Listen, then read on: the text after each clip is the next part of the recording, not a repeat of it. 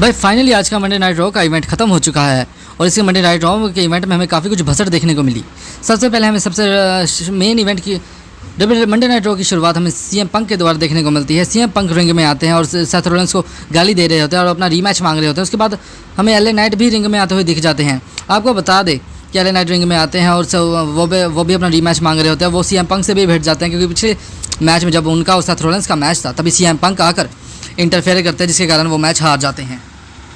उसके बाद हमें सेथ रॉलिंस की टीम देखने को मिलती है। ब्रॉन्सन रेड और क्या कहते हैं उसे ब्रॉन ब्रेकर और पॉल हेमन थे। वो बेसिकली पॉल हेमन आज का टैग टीम का मैच सेटल कर देते हैं इन दोनों के खिलाफ।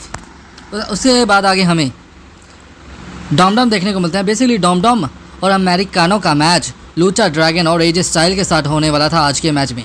और आपको बता दें कि लूचा अमेरिकानो और डॉम ने चीटिंग करके यानी कि वो दोनों मास्क लगा गए थे। मास्क में एक प्लेट लगा लेते हैं और उसी प्लेट से एजे स्टाइल को मारते हैं जिसके कारण वो ये मैच बड़ी आसानी से जीत जाते हैं और एजे स्टाइल्स के लिए फिर से हमें बुरा लग रहा है।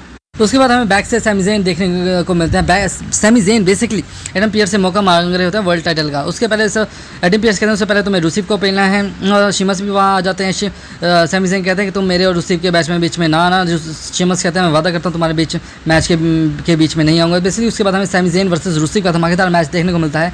ये मैच सच में काफ़ी धमाकेदार था। पर इस मैच में बेसिकली हमें ब्लड लाइन का इंटरफेरेंस देखने को मिलता है। ब्लड लाइन के मेंबर आकर सैमी ज़ेन पर अटैक कर देते हैं जिसके कारण ये मैच खत्म हो जाता है। उसके बाद रूसी तो नहीं आते। रूसी इसके बाद आते हैं और रूसी को एक ब्रॉक किक लगा देते हैं और रूसी को पीटने लग जाते हैं। बेसिकली सैमी ज़ेन की स्टोरी लाइन अभी दोनों तरफ चल रही है। वो एक पास ब्लड लाइन के साथ चल रही है, दूसरी जगह यहाँ पे रूसीफ के साथ चल रही है। उसके बाद हमें back stage Adam PS blood line के मेंबर्स को जैसे मर्जी समझा बुझला कर बैक स्टेज भेज देते हैं। उसके बाद हमें न्यू डे की टीम देखने को मिलती है। बेसिकली मैं न्यू डे की टीम को देखकर बिल्कुल भी खुश नहीं हूँ। Basically New Day Adam Pearce से एक मैच मांग रही होती है और एडम पीयर्स कहते हैं कि कोई नहीं, मैं तुम्हारा बाद में मैच कंफर्म कर दूंगा। उसके बाद हमें फिर से ब्रॉन्सन रेड का बैक स्टेज प्रोमो देखने को मिलता है। बेसिकली वो रोमन रेंस को चैलेंज कर रहे होते हैं कि वो कहते हैं कि रोमन रेंस मैंने सेथ रॉलिंस पर अटैक किया था पर फिर भी सेथ रॉलिंस ने मुझे चुना और अगली बार जब तुम आओगे या शो अप करोगे तो मैं तुम्हें बता दूँ मैं फिर से तुम्हारे शूज़ चुरा लूँगा। उसके बाद हमें बैक स्टेज पुराना डैमेज कंट्रोल देखने को मिलता है। बेसिकली पुराना डैमेज कंट्रोल ही हमें देखने को मिलता है।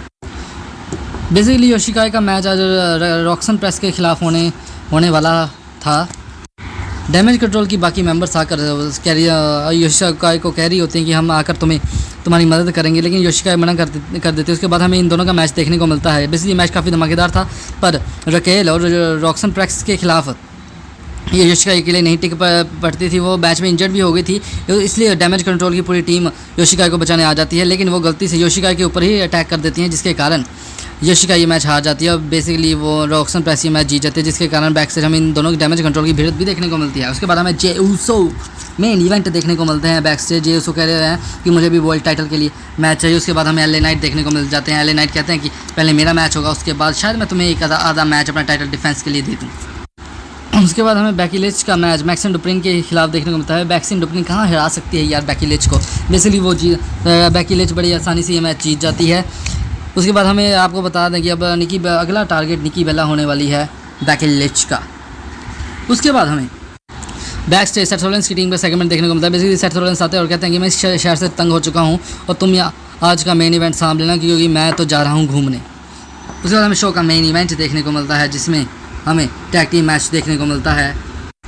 ब्रॉन्सन रेड, ब्रॉन ब्रेकर और सीएम पंक और एलए नाइट का मैच काफ़ी धमाकेदार होता है, लेकिन मैच के एंड में जब सीएम पंक ये मैच जीतने ही वाले होते हैं तभी सेथ रॉलिंस का हमें इंटरफेरेंस देखने को मिल जाता है। सेथ रॉलिंस की पूरी टीम वहाँ पे अटैक कर रही होती है, लेकिन वहाँ पे जे ऊसो आ जाते हैं। जे ऊसो स्टील चेयर लेकर आते हैं। सबसे पहले ब्रॉन ब्रेकर को मारते हैं, उसके बाद अगर ब्रॉन्सन रेड और सेथ रॉलिंस को भी मारना शुरू कर देते हैं। उसके बाद हमें एडम पीयर्स भी देखने को मिलते हैं। एडम पीयर्स बेसिकली आकर सेथ रॉलिंस कह रहे होते हैं कि सेथ रॉलिंस मैं तुमसे तंग आ चुका हूँ, तुमने फिर से झूठ बोला और अब मैं तुम्हारे लिए एक फ्रिकिन मैच सेट कर रहा हूँ क्लैश ऑफ क्लैंस में जिसमें तुम अपना टाइटल डिफेंस करोगे एजे एलए नाइट, सीएम पंक और जे ऊसो के खिलाफ फैटल 4-वे मैच में।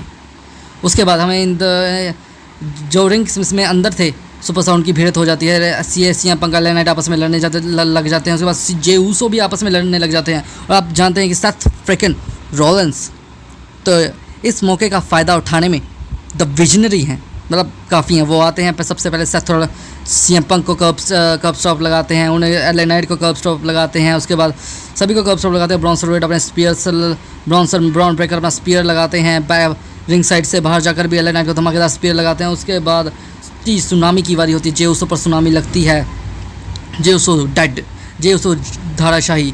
उसके बाद हमें वहाँ की क्या कहते हैं की दी थी, उसके बाद हमें बाकी सुपरस्टार्स पर भी वो वही लगती है, सुनामी लगती है, और जिसके कारण आज के मंडे नाइट रॉ में सेथ रॉलिंस ने पूरे सुपरस्टार WWE को डोमिनेट कर दिया। वीडियो अच्छी लगे तो चैनल को लाइक सब्सक्राइब ज़रूर कीजिएगा।